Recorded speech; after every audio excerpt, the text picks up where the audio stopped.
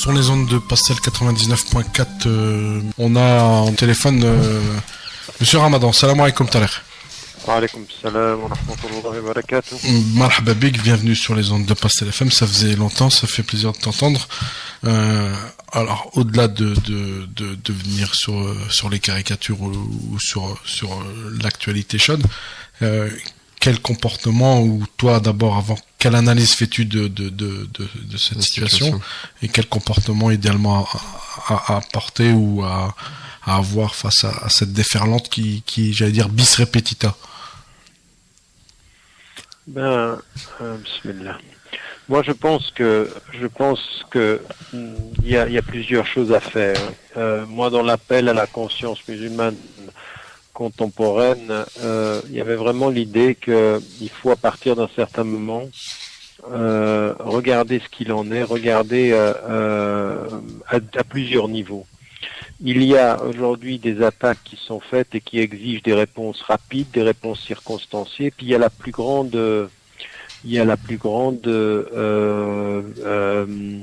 image, le plus grand paysage, le plus grand,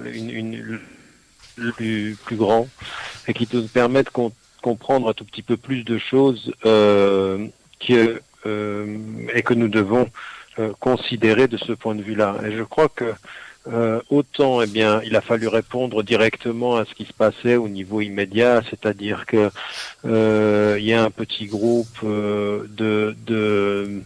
de racistes et d'islamophobes qui lancent ça, qui cherchent à créer la réaction des Arabes et des musulmans, et ça fonctionne à partir d'une vidéo qui est une grosse tromperie, parce que même les acteurs qui y ont joué, ils savaient pas ce qu'ils faisaient, et que en même temps faire passer l'idée que c'est d'abord un juif américain qui le fait, et puis ensuite c'est un copte, tout ça, même les rumeurs qui partent au départ, il faut qu'on réagisse à ça, et puis il faut qu'on dise que il n'y avait pas à réagir de cette façon-là. Ensuite, Charlie Hebdo, qui est en mal de publicité, et qui chaque fois que ça arrive, se présente comme les défenseurs des droits d'expression, les bourses et les poches grandes ouvertes pour pouvoir remplir de bénéfices ce que leur mauvais journal se traduit en déficit financier. Ça il faut répondre en disant on défend les libertés d'expression. Et puis là, il faut qu'il y ait une intelligence musulmane, une intelligence occidentale musulmane qui s'est établie maintenant de façon assez claire, ne pas tomber dans le piège, ne pas répondre. Parfois, il y en a qui ne comprennent pas qu'il faut surtout pas aller en jugement parce que c'est un piège.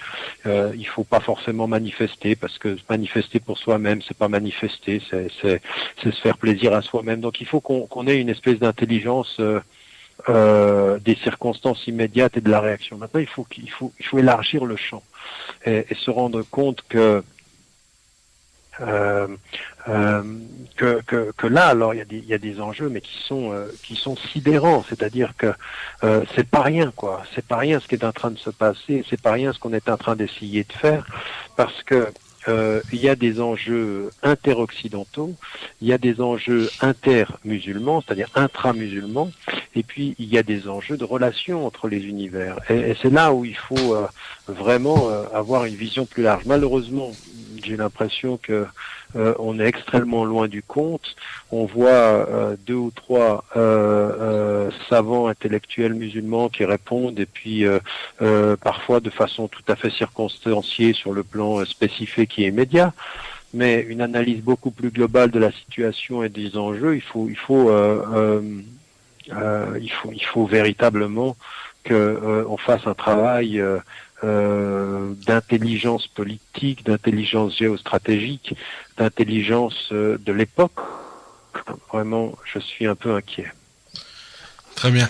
Peut-être dans la deuxième phase de ton article, tu reviens aussi sur la question de la diversité de l'islam et des points de vue et des lectures qu'on peut avoir, et celle qui tu parles dans le passage, tu parles de c'est celle qui alimente la division et transforme les populistes dangereux en voulant s'arroger le titre d'authentique, d'unique seul représentant de l'islam. De qui, j'allais dire, de quoi s'agit-il, et de qui on peut entendre cette représentation de cet islam, ou de cette lecture de l'islam? Alors bon, déjà il faut regarder les dynamiques internes. Les dynamiques internes, depuis, on a mal étudié l'affaire afghane. Et l'affaire afghane, on avait des moudjahidines qui résistaient aux Russes, et parmi eux on avait des talibans qui n'étaient pas vraiment politisés. Ceux-ci ont été à un moment politisés par des présences saoudiennes et soutenus par la présence américaine. Et j'ai toujours répété, même au niveau de notre travail islamique, au niveau européen comme au niveau international, faites attention à la sincérité salafi, parce que cette sincérité salafi, elle cache une naïveté politique, et derrière ceux qui sont sincères religieusement et naïfs politiquement, il y a des gens qui sont très très habiles politiquement et pas du tout sincères religieusement, et qui les poussent. Et on n'a pas étudié cette époque-là. Moi, je me souviens, j'écrivais en 94, en 95, 96, que l'un des plus grands alliés de la politique américaine, je disais pas objectivement, mais l'un des alliés de la stratégie américaine pourrait à long terme être Oussama Ben Laden. J'écrivais ceci en 94. En 94, je mettais en évidence le fait que l'usage de cet homme allait pouvoir établir une stratégie américaine. J'aimerais simplement qu'on regarde les choses avec aujourd'hui passablement de lucidité politique. Et on s'aperçoit que ceux qui ont été poussés, les traditionalistes, les talibans, poussés aussi par des salafis littéralistes, qui poussaient dans ce sens-là pour des fins, eux, de sincérité religieuse, mais en même temps de total calcul stratégique et politique pour d'autres, eh bien, cette stratégie-là, elle avait fonctionné. Tout à coup, maintenant, on voit un mouvement de démocratisation. Tous les pays occidentaux, comme les États-Unis, savent que n'importe quel processus de démocratisation dans un pays majoritairement musulman aujourd'hui va voir émerger une tendance qui se réfère à l'islam, les islamistes, qui soient réformistes ou qui soient plus ou moins conservateurs, voire dogmatiques. Et donc tout à coup, on l'a vu en Égypte, on l'a vu en Tunisie, et on a compris que, à partir de l'exemple d'ailleurs russe, afghan, je veux dire, on a vu tout à coup des gens qui avaient travaillé ensemble contre les Russes, tout à coup s'écharper, se diviser au point de créer une lutte interne en Afghanistan. De s'entretuer. Cette lutte interne en Afghanistan, ils se sont entretués, et puis des gens qui étaient d'un haut degré d'intelligence religieuse, je veux dire, le commandant Massoud, Rabbani, tous ces gens-là avaient une histoire d'engagement religieux, et tout à coup, on a pu utiliser Hekmakhtia, on les a utilisés dans le corps sunnite, dans la tradition sunnite elle-même. On arrive maintenant quelques années plus tard et on regarde ce qui se passe dans les sociétés majoritairement musulmanes, et on s'aperçoit qu'au moment où on va vers une transition, on a compris une chose. La transition démocratique, s'il va au terme de sa transparence, elle échappera à l'Occident. Elle échappera à l'Occident parce qu'on n'aime pas ce que l'Occident a fait de lui, n'aime pas ce que les États-Unis ont fait, n'aime pas ce qu'ont fait les Français. Et donc, ce qu'il faut, c'est des processus de démocratisation qui ouvrent le marché, tout en permettant quand même de laisser un contrôle relatif des affaires et de la sécurité. Donc, qu'est-ce qui va permettre à des pays étrangers de rester tout près de ces pays-là? C'est des pays qui sont fragilisés par des tensions intérieures, qui vont vers un processus civil, donc ils ne sont pas sous l'absolue corruption du dictateur, mais ils sont fragilisés quant à leur sécurité. Et qui les fragilise? Eh ben, des mouvements qui vont gérer et demander à être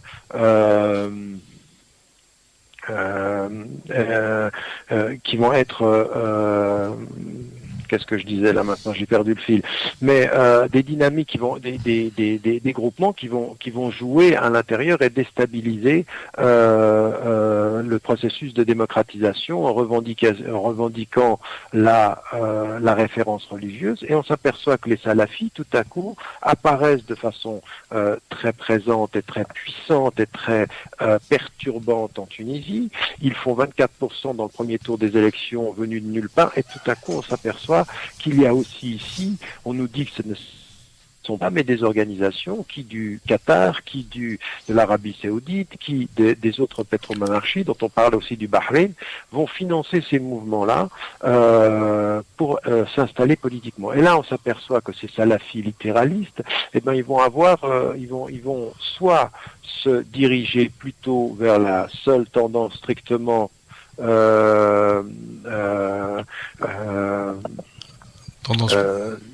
la tendance littéraliste, soit parfois se rapprocher de plus violents, de groupements plus violents. Et là, c'est ce qu'on est en train de voir un peu dans le monde musulman aujourd'hui.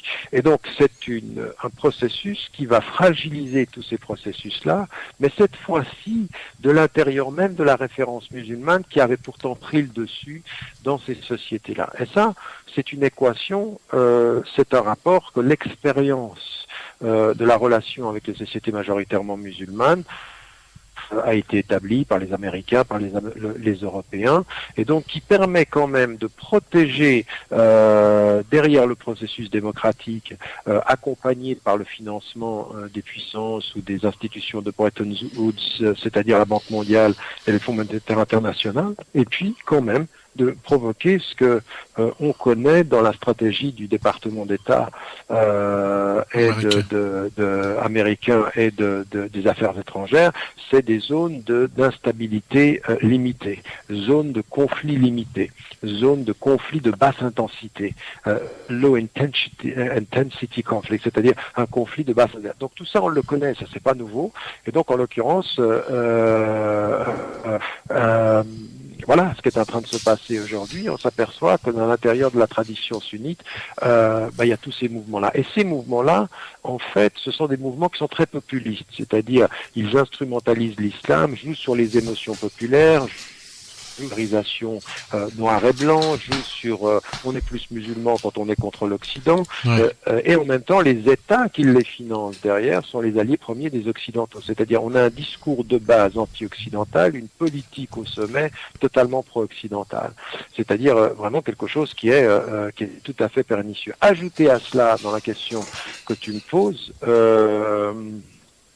c'est effectivement la relation chiite-sunnite. On a vu il y a 4 jours Nasrallah sortir de 6 ans d'invisibilité pour exprimer et de jouer là tout à coup la carte de nous aimons le prophète alayhi salam, nous en sommes aussi les garants et il faudra faire, et on joue sur le populisme parce que Nasrallah a perdu pendant les dernières années une grande partie de sa popularité eu égard à ses positions sur la Syrie et son soutien à Bachar el-Assad. Exact. Donc il faut de ce point de vue-là qu'on ait cette vision et qu'on s'aperçoive que tout ceci est installé dans le monde majoritairement musulman. Ça nous est exporté aussi ici. Il faut se rendre compte que ceux qui étaient à Paris dans un premier temps, ça a été souvent des salafis. Ceux qui voulaient manifester ou qui veulent manifester demain en Suisse, ce sont aussi des salafis.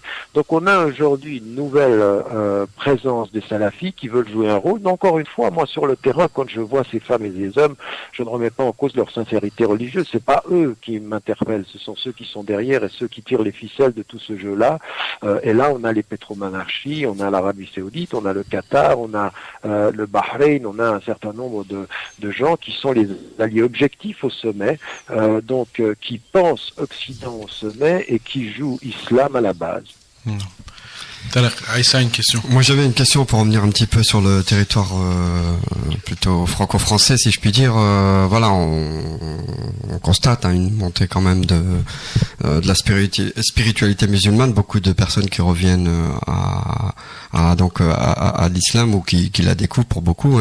Mais néanmoins, on a quand même une montée d'islamophobie assez galopante dans ce pays et on trouve quand même une certaine passivité de cette même communauté.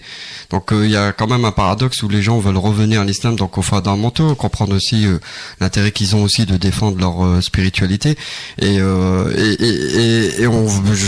sais pas, j'ai cette contradiction, ce paradoxe qui fait que on a quand même une montée assez flagrante de l'islamophobie, et en face on a peu de personnes qui je parle pas des réactions épidermiques, mais à long terme, qui s'engagent sur le terrain pour qu'on puisse à un moment mener avec l'intelligence qu'il faut une campagne qui apporte ses fruits face à justement cette islamophobie galopante.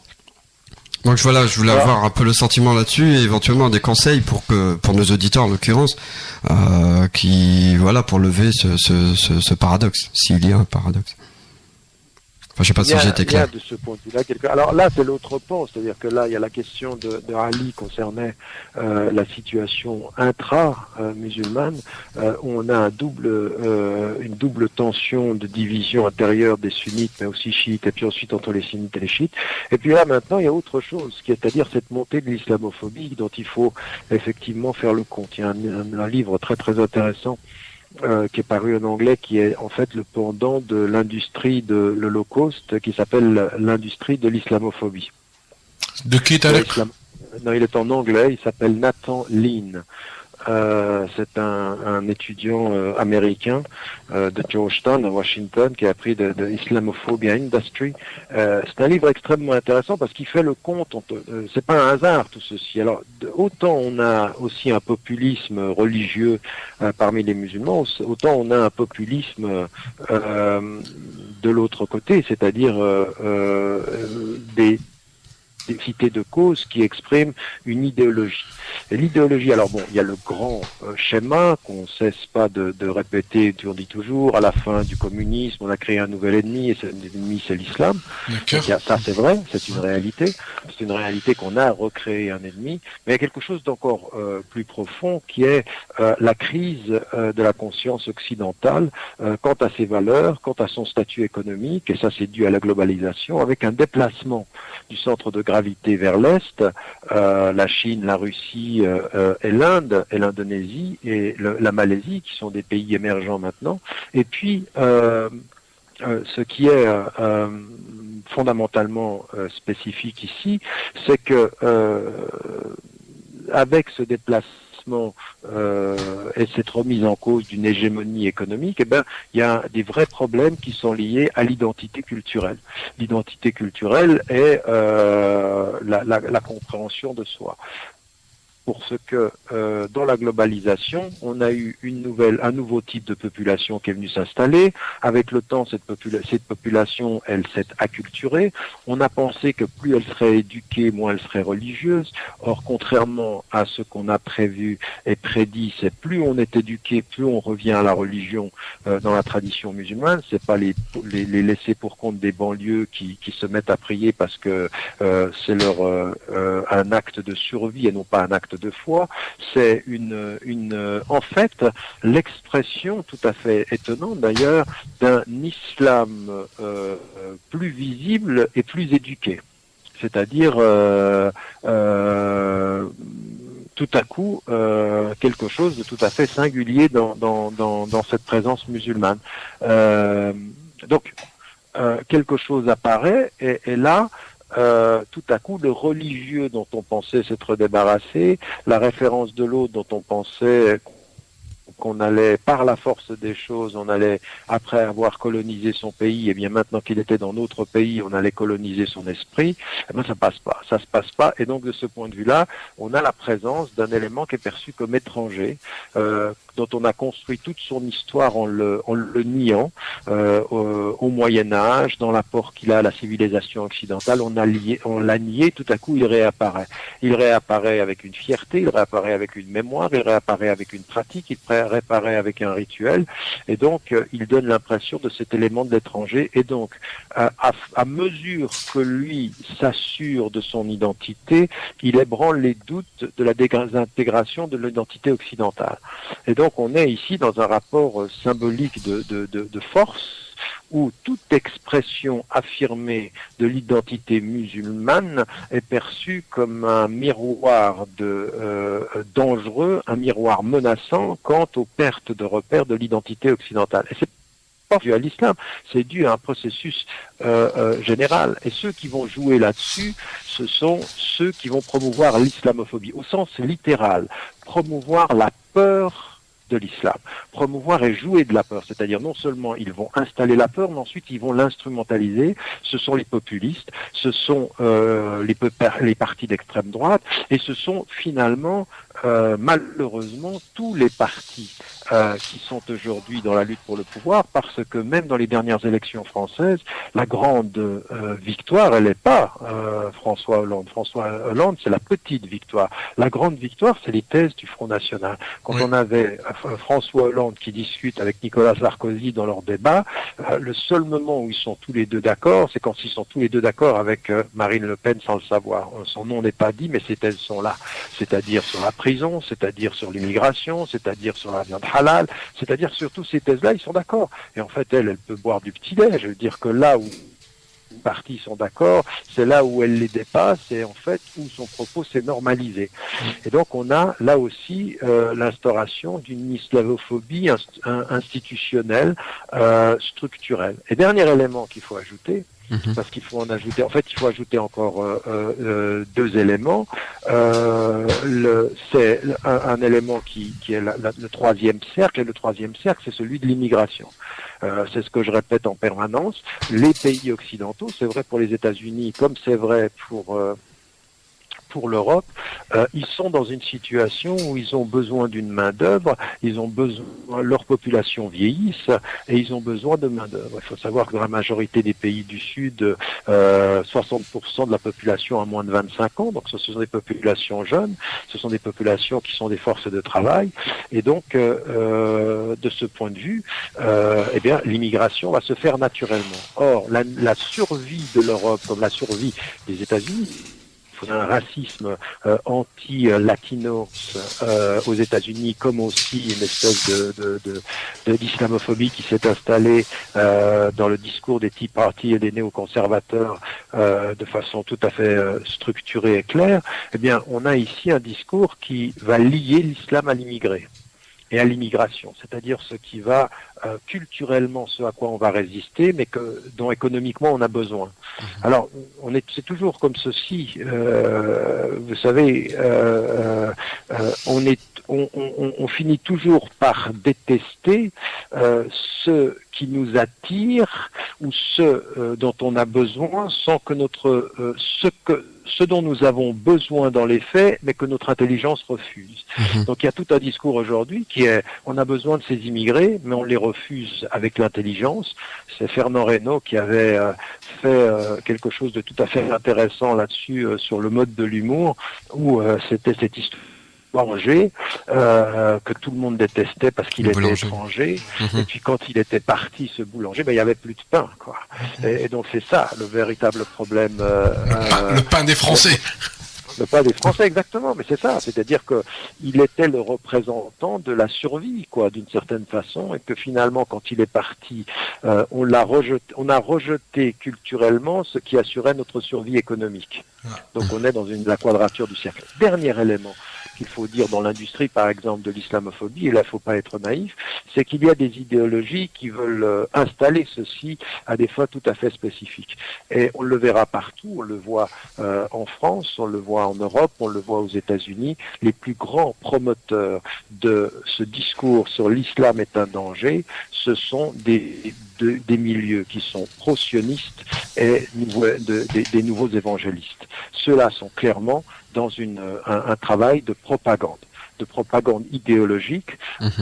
L'islam n'est pas compatible avec la démocratie, l'islam c'est le danger. Alors les évangélistes, parce qu'effectivement ils pensent qu'il faut réunir tous les juifs en Israël jusqu'au jour où ils seront exterminés, mais d'ici là c'est comme ceci qu'on arrivera à la parousie, à la fin des temps.